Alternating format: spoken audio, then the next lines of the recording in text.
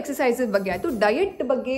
Diet ಬಗ್ಗೆ ಮಾತಾಡೋದಾದರೆ, ಪ್ರತಿ normal delivery ಆಗಿರುವಂತಹ ತಾಯಂದಿರು ಮತ್ತು ಸಿ ಸೆಕ್ಷನ್ ಆಗಿರುವಂತಹ ತಾಯಂದಿರು ದಯವಿಟ್ಟು crash diet, keto diet, intermittent diet ಇರ್ಬೋದು, ಯಾವುದೇ ಡಯಟ್ನ ಮಾಡೋಕ್ಕೆ ಹೋಗಬೇಡಿ. ಯಾಕಂತಂದರೆ ಪ್ರತಿಯೊಂದು ಮಗುವಿಗೂ ಎಕ್ಸ್ಕ್ಲೂಸಿವ್ ಬ್ರೆಸ್ಟ್ ಫೀಡಿಂಗ್ ನಾವು 6 ತಿಂಗಳವರೆಗೂ ಮಾಡಲೇಬೇಕಾಗತ್ತೆ.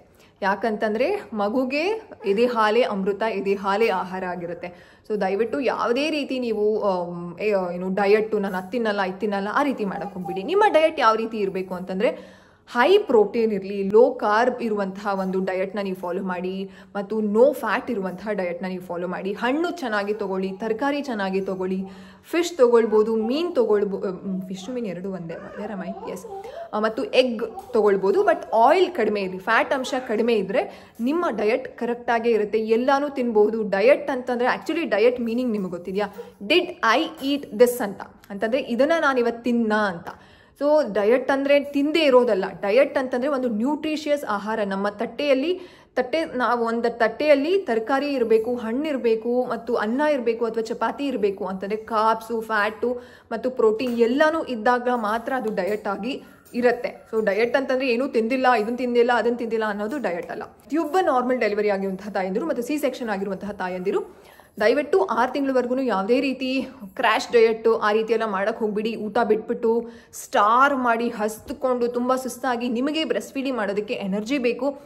ಆ ಎನರ್ಜಿ ಬ್ರೆಸ್ಟ್ ಫೀಡಿಂಗ್ ಮಾಡಿದ್ರೇ ಮಗುಗೆ ಚೆನ್ನಾಗಿ ವೆಯ್ಟ್ ಗೇನ್ ಆಗೋದು, ಮಗು ಸಹ ಚೆನ್ನಾಗಿ ಡೆವಲಪ್ ಆಗೋದು, ಗ್ರೋತ್ ಆಗೋದು. ಸೊ ನಿಮ್ಮ ಎದೆ ಹಾಲು ಈ ಟೈಮಲ್ಲಿ ತುಂಬ ಇಂಪಾರ್ಟೆಂಟ್ ಆಗುತ್ತೆ. ಸೊ ದಯವಿಟ್ಟು ಡಯಟ್ ಎಲ್ಲ ಮಾಡೋಕ್ಕೆ ಹೋಗಬೇಡಿ. So that is all about diet and exercise. So next topic ಯಾವುದು ಅಂತಂದರೆ, ಈಗ ನಾನು ಎಕ್ಸಸೈಸಸ್ ವಿಷಯಕ್ಕೆ ಬರ್ತೀನಿ. ಯಾವ ಎಕ್ಸಸೈಸಸ್ ನೀವು ಮಾಡ್ಬೋದು? ನಾರ್ಮಲ್ ಡೆಲಿವರಿ ಆಗಿರೋರು 6 ವಾರದ ಒಳಗಡೆ ಯಾವ ಎಕ್ಸಸೈಸಸ್ ಮಾಡ್ಬೋದು? ಸಿ ಸೆಕ್ಷನ್ ಆಗಿರೋರು 3 ತಿಂಗಳ ಒಳಗಡೆ ಯಾವ ಬೇಸಿಕ್ ಎಕ್ಸಸೈಸಸ್ನ ಮಾಡ್ಬೋದು? 3 ತಿಂಗಳಾದಮೇಲೆ 6 ವಾರ ಆದಮೇಲೆ ಯಾವುದನ್ನು ನಾವು ತುಂಬ ಸ್ಟ್ರಿಕ್ಟ್ ಆಗಿ ಫಾಲೋ ಮಾಡ್ಬೋದು ಎಕ್ಸಸೈಸಸ್ ವಿಚಾರದಲ್ಲಿ ಅಂತ ಹೇಳ್ತೀನಿ. ಅದಕ್ಕಿಂತ ಮುಂಚೆ ಪ್ರತಿಯೊಬ್ಬ ಒಂದು ಬಾಣಂತಿಯರು ಅಥವಾ ಮಗು ಆದಮೇಲೆ ತಾಯಂದಿರು ಏನು ಮಾಡಬೇಕು ಪೋಸ್ಟ್ ಪಾರ್ಟಮ್ ಟೈಮಲ್ಲಿ, ಟೂ ಮಚ್ ಎಕ್ಸ್ಪೆಕ್ಟೇಷನ್ ಇಟ್ಕೊಳ್ಬೇಡಿ. ನಾನು ಇಷ್ಟು ಕರಗಿಸ್ಲೇಬೇಕು, ನಾನು ಈ ಒಂದು ಇದಕ್ಕೆ ಹೋಗಲೇಬೇಕು ಅಂತ. ಖಂಡಿತವಾಗ್ಲೂ it's A very long process. ನೀವು ಮಗು ಹುಟ್ಟೋದಕ್ಕೆ ನೀವು ಕನ್ಸೀವ್ ಅಂತ ಗೊತ್ತಾದಾಗ 1.5 ತಿಂಗಳು 2 ತಿಂಗಳು ನಿಮಗೆ ಗೊತ್ತಾಗಿರುತ್ತಲ್ಲ ನಾನು ಪ್ರೆಗ್ನೆಂಟ್ ಅಂತ ಪ್ರತಿಯೊಬ್ಬ ತಾಯಂದಿರಿಗೂ. ಆ ಟೈಮಿಂದ 9 ತಿಂಗಳವರೆಗೂ ಕಾಯ್ತೀವಿ ಮಗು ಹುಟ್ಟೋದಕ್ಕೆ. ಸೊ ಅಲ್ವಾ ಅಂತಂದರೆ ಇಟ್ ಡಿಪೆಂಡ್ಸ್ ಆನ್ ಕೆಲವರಿಗೆ ಇದು ಪ್ರೀಮೆಚ್ಯೂರ್ ಆಗಿರುತ್ತೆ, ಬೇಗ ಡೆಲಿವರಿ ಆಗಿರುತ್ತೆ. ಸೊ ಅಂತಹ ಕೇಸ್ ನಾವು ಮಾತಾಡಿದೆ. ಜಸ್ಟ್ ಇವಾಗ ನಾರ್ಮಲ್ ಆಗಿ ಒಂದು 32 ವೀಕ್ಸ್ಗೆ ಅಥವಾ 34 ವೀಕ್ಸ್ಗೆ ಡೆಲಿವರಿ ಆಗಿರುವಂತಹ ಮಾತನ್ನ ತೊಗೊಂಡ್ರೆ 9 ತಿಂಗಳವರೆಗೂ ಕಾಯ್ತೀವಿ. ಆವಾಗ ಪ್ರತಿಯೊಬ್ಬರಿಗೂ ಏನಿರುತ್ತೆ, ಅಯ್ಯೋ ನಾನು ವೆಯ್ಟ್ ಗೇನೇ ಆಗಿಲ್ಲ, ಮಗು ದಪ್ಪ ಇರುತ್ತೋ ದಪ್ಪ ಇಲ್ವೋ. ನಾನಂತೂ ಅದನ್ನು ಯೋಚನೆ ಮಾಡ್ತಾ ಇದ್ದೆ. ನನ್ನ ವೆಯ್ಟ್ ಗೇನ್ ಅಲ್ಲ, ಅದಿತಿ ವೆಯ್ಟ್ ಗೇನ್ ಆಗೇ ಇರಲಿಲ್ಲ. ಅದಿತಿದು 7 ಮಂತ್ಸಲ್ಲಿ ಚೆಕ್ ಮಾಡಿದಾಗ ಶಿ ವಾಸ್ ಜಸ್ಟ್ 900 grams. 8 ಮಂತ್ಸಲ್ಲಿ ಏನು ಸ್ಕ್ಯಾನಿಂಗ್ ಇರಲಿಲ್ವಾ, 9 ಮಂತ್ಸಲ್ಲಿ ಸ್ಕ್ಯಾನಿಂಗ್ ಮಾಡಿಸಿದಾಗ ಶಿ ವಾಸ್ 2380. ನಾನು ವಿಡಿಯೋನು ಶೇರ್ ಮಾಡಿದ್ದೀನಿ ಅದಿತಿ ಒಂದು 3rd ಟ್ರೈಮಿಸ್ಟರಲ್ಲಿ ಹೇಗಿತ್ತು ಅಂತ. 2380 ಸ್ಕ್ಯಾನಿಂಗಲ್ಲಿ ತೋರಿಸ್ತಿತ್ತು. ಅದ್ರಲ್ಲಿ ಕೊಟ್ಟಿರ್ತಾರಲ್ಲ 15- or 15+% ಇರುತ್ತೆ, ಆ ಕಡೆನೂ ಆಗ್ಬೋದು ಈ ಕಡೆನೂ ಆಗ್ಬೋದು ಅಂತ. So she was 1800. ಸೊ ಅಷ್ಟು ಪ್ರತಿಯೊಬ್ಬರಿಗೂ ಟೆನ್ಷನ್ ಇದ್ದೇ ಇರುತ್ತೆ, ನನ್ನ ಮಗು ವೆಯ್ಟ್ ಚೆನ್ನಾಗಿರುತ್ತಾ, ಆರಾಮಾಗಿ ವೆಯ್ಟ್ ಇರುತ್ತಾ, ಆರೋಗ್ಯವಾಗಿರುತ್ತೆ ಅಂತ. ಅದೇ ಮಗು ಆದಮೇಲೆ ನಮ್ಮ ಬಾಡಿನ ನಾವು ಒಂಥರ, ನಾನು ತುಂಬ ದಪ್ಪ ಆಗ್ಬಿಟ್ಟೆ ಅಮ್ಮ, ನೋಡಮ್ಮ ಎಷ್ಟು ದಪ್ಪ ಆಗಿದ್ದೀನಿ, ಹೊಟ್ಟೆ ನೋಡಮ್ಮ ಎಷ್ಟಿದೆ, ಹೊಟ್ಟೆ ಯಾವಾಗ ಕರಗುತ್ತೋ, ಈ ಹೊಟ್ಟೆನೇ ಹೋಗ್ತಾಯಿಲ್ಲ, ಹೊಟ್ಟೆನೇ ಜಾಸ್ತಿ ಬಂದ್ಬಿಟ್ಟಿದೆ ಅಮ್ಮ.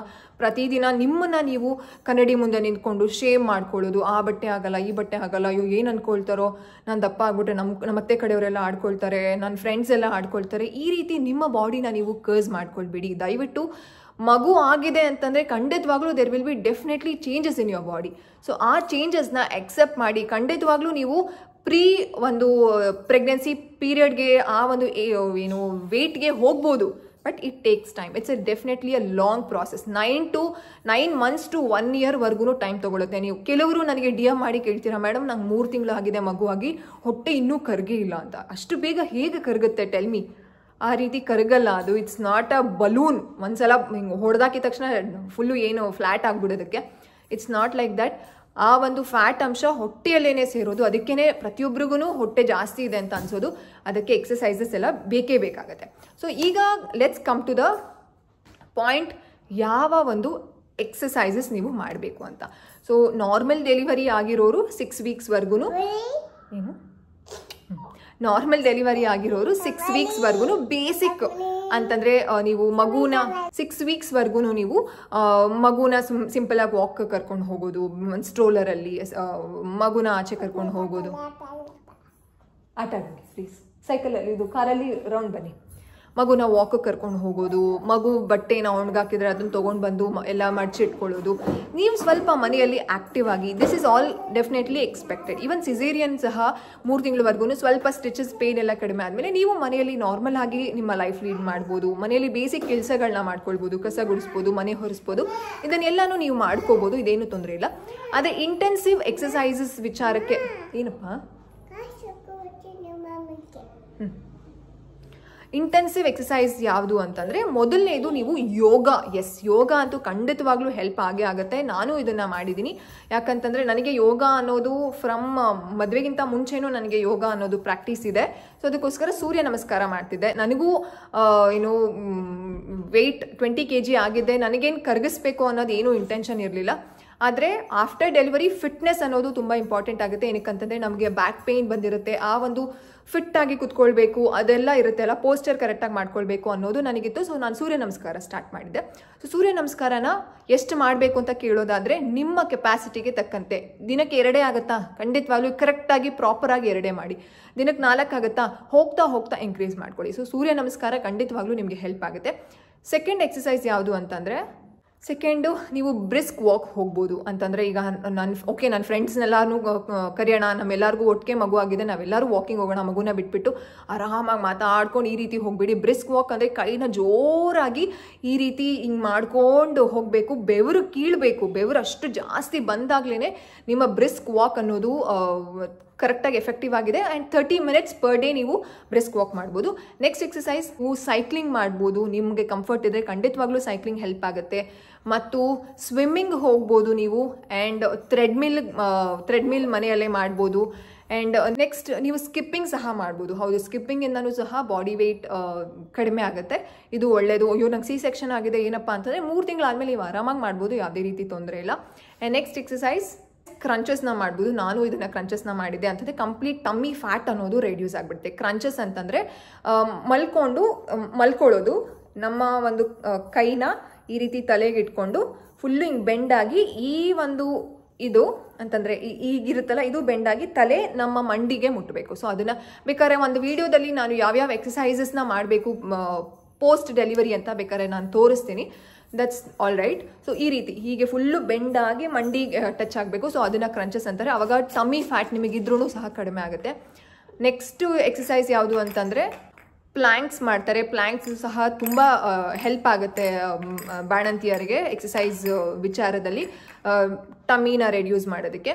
Next this is also very effective. ಏನಂತಂದರೆ ಫುಲ್ಲು ಸ್ಟ್ರೇಟಾಗಿ ಮಲ್ಕೊಂಡು ಬರೀ ಕಾಲ ಮಾತ್ರ ಎತ್ತೋದು. ಇದು ಈಸಿಯಾಗಿ ಅಂತ ಇದನ್ನು ಆರಾಮಾಗಿ ಮಾಡ್ಬೋದು, ಬಟ್ ಇಟ್ಸ್ ವೆರಿ ಸ್ಟ್ರೇಟ್. ಈಗ ಎಕ್ಸಾಂಪಲ್ ನೀವು ಹೀಗೆ ಇದನ್ನು ಇಲ್ಲಿ ತಲೆ ಇದೆ, ಇಲ್ಲಿ ಕಾಲಿದೆ, ಸ್ಟ್ರೇಟಾಗಿ ಮಲ್ಕೊಂಡಿದ್ದೀರಾ. ಬರೀ ಕಾಲು ಫುಲ್ಲು ಈ ರೀತಿ ಇಷ್ಟು ಸ್ಟ್ರೇಟ್, ಇಷ್ಟು ಹೀಗೆ ಎತ್ತಬೇಕು ಅಂತ 2 ಸಮವಾಗಿ ಎತ್ತಿದಾಗ ನಿಮ್ಮ ಒಂದು ಟಮ್ಮಿಗೆ ಇದು ಪ್ರೆಷರ್ ಬೀಳುತ್ತೆ, ಫ್ಯಾಟ್ ಕರಗುತ್ತೆ. ಸೊ ಇದೆಲ್ಲನೂ ಎಕ್ಸಸೈಸಸ್ ವಿಚಾರದಲ್ಲಿ ಹೇಳೋದಾದರೆ ಇದನ್ನೆಲ್ಲನೂ ನೀವು ಮಾಡ್ಬೋದು. ಆದರೆ ನಾರ್ಮಲ್ ಡೆಲಿವರಿ ಆಗಿರೋರು 6 ವಾರ ಆಗಬೇಕು. C-section ಆಗಿರೋರು 3 months ಆಗೋವರೆಗೂ ಇದನ್ನು ನೀವು ವೆಯ್ಟ್ ಮಾಡಲೇಬೇಕು. ಇದನ್ನೆಲ್ಲನೂ ನಾನು ಫಾಲೋ ಮಾಡಿದ್ದೀನಿ. ಸೂರ್ಯ ನಮಸ್ಕಾರ ನಾನು ಫಾಲೋ ಮಾಡಿದ್ದೀನಿ. ಆ್ಯಂಡ್ ಅದಿತಿ ಜೊತೆ ತುಂಬ ಆ್ಯಕ್ಟಿವ್ ಆಗಿರ್ತಿದ್ದೆ. ಎಣ್ಣೆ ಮಸಾಜಿಂದ ಪ್ರತಿಯೊಂದು ಕೆಲಸನ ನಾನು ಅದಿತಿಗೆ ನಾನೇ ಮಾಡ್ಕೊಳ್ತಿದ್ದೆ. ನಾನು ತುಂಬ ಆ್ಯಕ್ಟಿವ್ ಆಗಿದ್ದಾಗ ನನಗೆ ಬಾಡಿ ನಾನು ಜಾಸ್ತಿ ಆಗಿದ್ದೀನಿ ಅಂತ ನನಗೆ ಅನಿಸಿಲ್ಲ. ಬಿಕಾಸ್ ನನ್ನ ಒಂದು BMI ಕಡಿಮೆನೇ ಇರೋದ್ರಿಂದ ನಾನು ಜಾಸ್ತಿನೇ ವೆಯ್ಟ್ ಗೇನ್ ಆಗಿದ್ದೆ. I was very happy with my weight. And also ಮಗು ಪ್ರೆಗ್ನೆನ್ಸಿಯಲ್ಲಿ ವೆಯ್ಟ್ ಬೇಕು, ಪ್ರೆಗ್ನೆನ್ಸಿ ಆದಮೇಲೆ ಅಂತಂದರೆ ಮಗು ಆದಮೇಲೆ ವೆಯ್ಟ್ ಬೇಡ ಅನ್ನೋದು ಅಂತಹ ಕರ್ಸ್ ನಾನು ಏನು ಮಾಡ್ತಾ ಇರಲಿಲ್ಲ. ಐ ವಾಸ್ ಜಸ್ಟ್ ಮಗು ಆದಮೇಲೆ ಡೆಫಿನೆಟ್ಲಿ ಏನು ಒಂದು ಚೇಂಜಸ್ ಆಗೇ ಆಗುತ್ತೆ ಬಾಡಿಯಲ್ಲಿ. ಏನಕ್ಕಂತಂದರೆ ಒಂದು ಜೀವನ ನಾವು ಹೊಟ್ಟೆಯಲ್ಲಿ ಇಟ್ಕೊಂಡು ಅದನ್ನು ಹೊರಗಡೆ ಪ್ರಪಂಚಕ್ಕೆ ಕೊಟ್ಟಿರ್ತೀವಿ ಅಂತಂದರೆ ಖಂಡಿತವಾಗ್ಲೂ ಚೇಂಜಸ್ ಆಗೇ ಆಗಿರುತ್ತೆ.